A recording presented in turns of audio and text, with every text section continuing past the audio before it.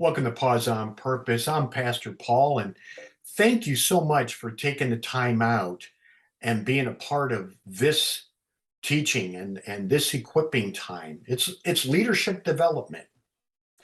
And we are right in the middle of this series on unity in the community. In fact, this was the prayer of Jesus in John chapter 17, where he says to the Father, Lord, I ask that they may be one, even as we are one. The Trinity models this union, this oneness that Jesus is praying for to the Father for us. Take that to Ephesians 4, where we've been on this discussion of unity in the community. And there are several attributes that help promote unity that the Apostle Paul highlights. And if we're going to take verses 12 through 16 and just highlight these attributes of maturity, we're going to go into them a little bit more and then ask ourselves a question at the very end. And the first one is it describes the role of pastors and teachers and those that are equipped to lead the church. It says that their role and their responsibility is to equip God's people to do his work and build up the church, the body of Christ. Now, let's tear that apart. First of all, the pastors and teachers and evangelists, they're all to equip God's people. Well, what does it mean to equip?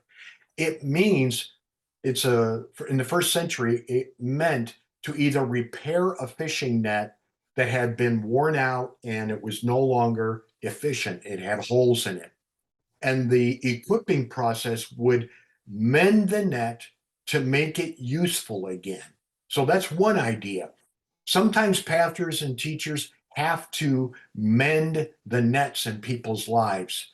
We all have areas in our lives where we have deep soul hurts that need to be healed before we actually can really be an effective minister.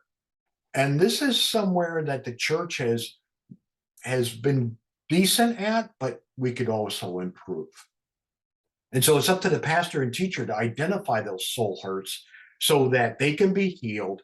And then the other equipping process can come in, which is to do the work of ministry and to build up the church or edify it.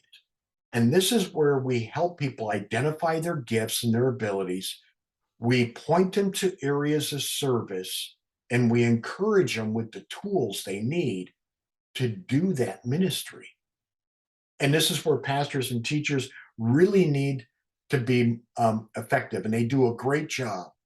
And this is what we try to do at our church with our leaders, with the people who want to be involved in that.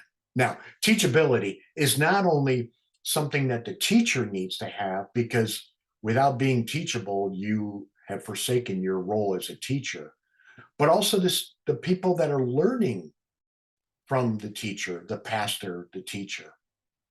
A perfect example of this is Jonathan. Jonathan was humble and teachable, and that's why he could come alongside of David and encourage David, because Jonathan knew that David was really going to be the king. Even though Jonathan was the son of Saul, and by all stretch of imagination, should have been the heir to the kingdom. But Jonathan understood that God's plan was different than his plan. And he took the role of a servant. He humbled himself and remained teachable by God to help David plan and prepare and become the king that God wanted him to have. So here's a question. When it comes to our teachability, a great way to measure that is to look at the flip side of the coin of being teachable, and that is our humility. How are we doing in that bracket? Are we quicker to listen to what God is saying to us, maybe through his word or through others? Or are we quicker to give our opinion?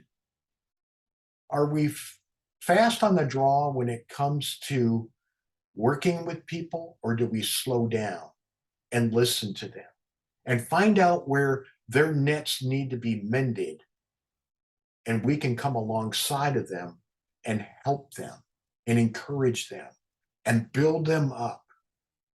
I encourage you to look at teachability today and humility, and then go study Jonathan's character, and then ask the Lord, Lord, how teachable am I? How humble am I? And then, you know what? Go with God, because God is always with you. Take care, beloved.